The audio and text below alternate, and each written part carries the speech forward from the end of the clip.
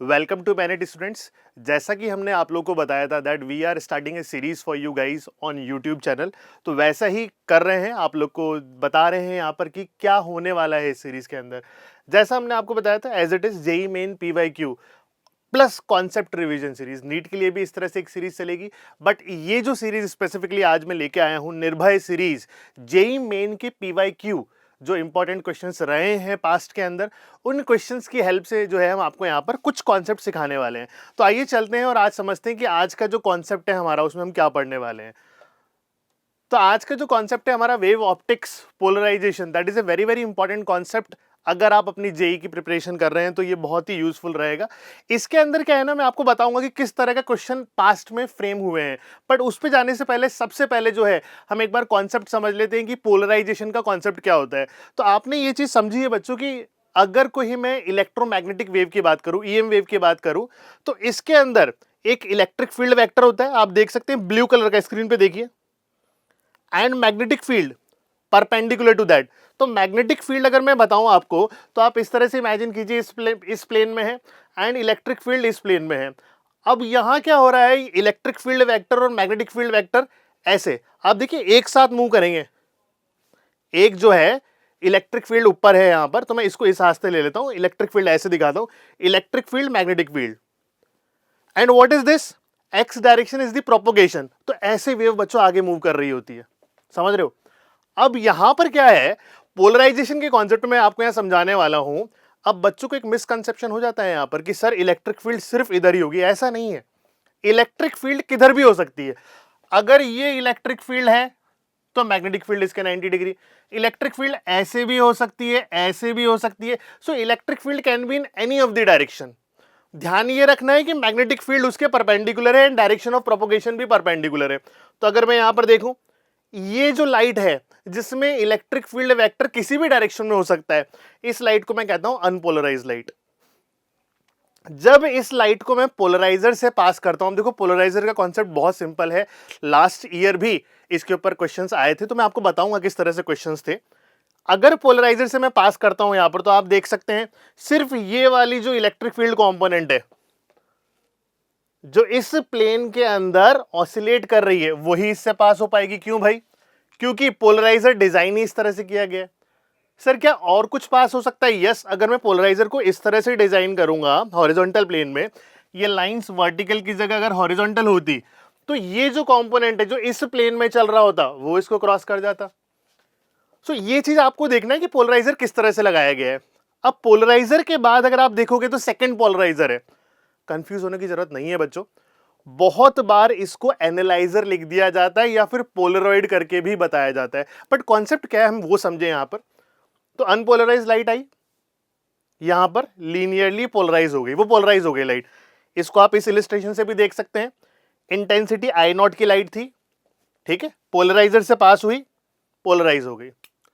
Difference आप देख रहे हैं, अगर पोलराइज जो आपका फर्स्ट पोलराइजर है वो वर्टिकल है, तो सिर्फ vertical component of electric field pass हो गया। अब ये सेकंड क्यों लगाया गया है? कुछ इस तरह के सवाल बहुत बार पास्ट में भी बने हैं और फ्यूचर में भी बहुत चांसेस है बनने की। यहां क्या होता है, इसको आप पोलरॉइड भी कह सकते हो, पोलराइजर भी कह सकते हो, कहीं कहीं जगह एनालाइजर भी लिखते हैं।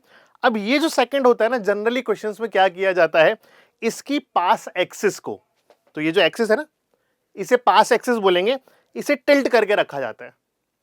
अब क्या होगा, ये जो कंपोनेंट दिख रहा है इलेक्ट्रिक फील्ड का, इसका जो इस डायरेक्शन में कंपोनेंट है वही यहां से बाहर निकल पाएगा। तो बहुत ही इंपॉर्टेंट कॉन्सेप्ट होता है इसका। दो पोलराइजर्स या फिर तीन पोलराइजर्स वो लगाकर आपसे ये पूछते हैं कि अगर इंटेंसिटी स्टार्टिंग में आई है तो एंड में क्या निकलेगी। ठीक है, तो इसको जरा मैं आपको समझाता हूं। यहां पर अगर मैं इंटेंसिटी I0 को यहां पर डालता हूं, जो कि अनपोलराइज लाइट है, जब ये फर्स्ट पोलराइजर से पास होती है, तो ये आपकी एनसीईआरटी में क्लियर कट लाइंस लिखी हुई, बच्चों ध्यान से पढ़ना, अच्छा कॉन्सेप्ट है। यहां पर इंटेंसिटी I0/2 हो जाती है। क्या यहां कोई पास एक्सिस एंगल पे थी? यहां पास एक्सिस एंगल पे नहीं थी, बट जब यहां पास एक्सिस के एंगल को थीटा रखा गया, तो सर यहां इंटेंसिटी का क्या हो जाएगा? इसके बाद ये बहुत इंपॉर्टेंट कॉन्सेप्ट है, ये आपकी एनसीईआरटी बुक में भी क्लियर कट डिफाइन किया गया है, इसे कहते हैं मालूज लॉ। मालूज लॉ क्या कहता है कि जो आपका पोलराइजर है जो किसी एंगल पे है, जिसकी पास एक्सिस किसी एंगल थीटा पे है, जब वहां से लाइट पास होगी तो जो आपकी आउटपुट इंटेंसिटी होगी वो आई नॉट कॉस स्क्वायर थीटा हो जाएगी। तो आइए एक बार दोबारा समझते हैं कि बात क्या कही जा रही है यहां पर। ये आपकी अनपोलराइज लाइट है, इसकी जो इलेक्ट्रिक फील्ड है वो किसी भी डायरेक्शन में हो सकती है, ये अनपोलराइज्ड है बच्चों। अब ये हमने यहां पर क्या किया, एक पोलराइजर को लगा दिया। आइए देखते हैं, पोलराइजर इस तरह से बना दिया गया है यहां पे। ये पोलराइजर क्या करेगा, पोलराइजर 1 P1 लिख देते हैं। ये क्या करेगा, सिर्फ वर्टिकल कंपोनेंट को ही पास होने देगा। अच्छा सर, ये आप 2-3 क्यों दिखा रहे हो, ये आप मान सकते हो सेपरेट वेव फ्रंट्स हैं इसके, ठीक है, या फिर आप मान सकते हो डिफरेंट वेवलेंथ होती है ना वेव के अंदर, उसी तरह से डिफरेंट जो है आपके वेव फ्रंट्स यहां पर आपको दिख रहे हैं, ये इससे पास आउट होके बने। अब आगे क्या, अगर आप देखिए सेकंड जो पोलराइजर है आपने किसी एंगल पे रख रखा है। Sir what is the meaning of that, मैं आपको समझाऊंगा यहां पे। देखिए वर्टिकल से जो एंगल आपको दिखाई दे रहा है ना, थीटा दिखाई दे रहा है। अब आपकी यहां इंटेंसिटी जो अनपोलराइज लाइट थी उसकी लेंथ से आई नॉट थी, जब ये पास होती है फर्स्ट पोलराइजर से, ध्यान रखना बच्चों, ये हाफ हो जाती है आई नॉट बाई 2, वेरी इंपॉर्टेंट, यहां मालूम लो मत लगा देना, ठीक है। देन इसके बाद जो है लाइट जब यहां से पास होती है तो इसकी पास एक्सिस थीटा एंगल पे है। जो आपकी आउटपुट इंटेंसिटी आएगी, देखो input multiplied by cos square theta, आइए लिखते हैं, that is your final output. इस पे लास्ट ईयर भी मल्टीपल सवाल आए थे और ये मेरे मतलब मैं कह सकता हूं आपको अपने एक्सपीरियंस के बेसिस पे कि फ्यूचर के अंदर भी इसके अंदर सवाल जो है आपको डेफिनेटली देखने को मिलेंगे। आइए कुछ क्वेश्चन से समझते हैं कि ऐसे सवालों को कैसे हम लोग टैकल कर सकते हैं। तो लास्ट ईयर 29 जनवरी आप देख सकते हैं 2023 शिफ्ट 1 के अंदर जो है आपका ये क्वेश्चन यहां पर आया था। इस क्वेश्चन के अंदर क्या दिया गया है यहां पर, जरा समझते हैं इस क्वेश्चन को। अब देखो बहुत इजी हो जाएगा आपके लिए सॉल्व करना। As shown in the figure 3 identical polaroids P1 P2 and P3 are placed one after another. 3 polaroid हमें दिख रहे हैं यहाँ पे। The pass axis of P2 and P3 are inclined at an angle of 60 and 90, ठीक है। तो देखो यहां से 60 है और देन ओरिजिनल वर्टिकल लाइन से ही 90 है। अगर मैं आपको पूछूं कि इन दोनों के बीच का एंगल कितना, तो आप बोलोगे सर इन दोनों के बीच का एंगल थीटा 60 है। अब यहां धोखा मत खा जाना, यही स्टेप है जहां पर गड़बड़ हो सकती है आपकी। ये एंगल और ये एंगल के बीच में अगर मैं थीटा डैश कहता हूं यहां पर, तो जरा इस चीज को समझना है। यहां पर जो थीटा डैश आपको दिखाई दे रहा है उसके बारे में चर्चा करते हैं यहां पे। तो ये जो थीटा डैश आपको दिखाई दे रहा है ये 30 डिग्री है। 90 डालने की मिस्टेक मत कर देना, 90 माइनस 60 30 हो रहा है। आइए आंसर देख लेते हैं कैसे निकलेगा। आपकी इंटेंसिटी अगर यहां पर आई नॉट है, यहां आई नॉट बाई 2 हो जाएगी, ठीक है। अनपोलराइज को पोलराइज किया पहले, देन पास एक्सिस 60 डिग्री पे थी तो यहां पर आपका value I naught by 2 cos square 60 हो जाएगा। कॉस 60 आपको पता है यहां पर हाफ होता है, हाफ का स्क्वायर करेंगे तो 1/4 आई नॉट बाई 8 आ गया यहां की इंटेंसिटी। फाइनली यहां क्या होगी सर, 60 और 90 एंगल 30 आ रहा है बीच का, I naught by 8 cos square 30 degree. Cos 30 आपको पता है √3/2 होता है, करो जरा उसको,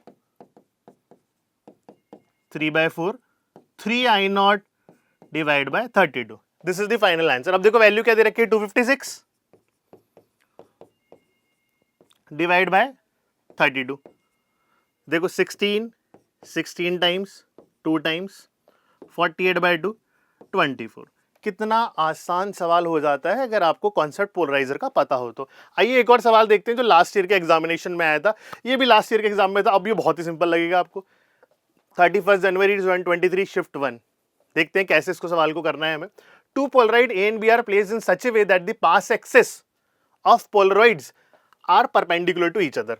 अगर एक की पास एक्सिस ऐसी है तो दूसरे की ऐसी है, ठीक है बच्चों, 90 डिग्री का एंगल, ठीक है। एक वर्टिकल है तो दूसरी horizontal, simple. Now another polaroid C is placed between A and B. A और ये बी के बीच में एक और पोलराइड रख देते हैं। तो उस नए पोलराइड को दिखाने के लिए उसका कलर ग्रीन ले लेते हैं यहां पे। देखो क्या बोला गया है, bisecting angle between the okay, bisecting the angle between A and B, तो क्या होगा वो? बड़ा ही सिंपल बात है कि सर ये 45 होना पड़ेगा सी को यहाँ पे।